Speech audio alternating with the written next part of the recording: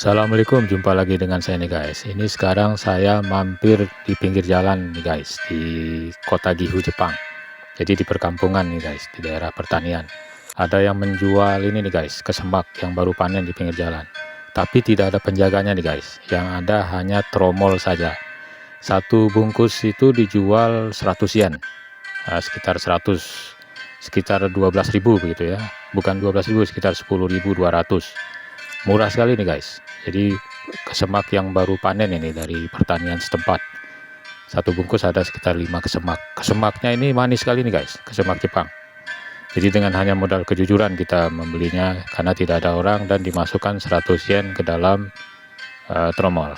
Begitu saja informasinya. Assalamualaikum.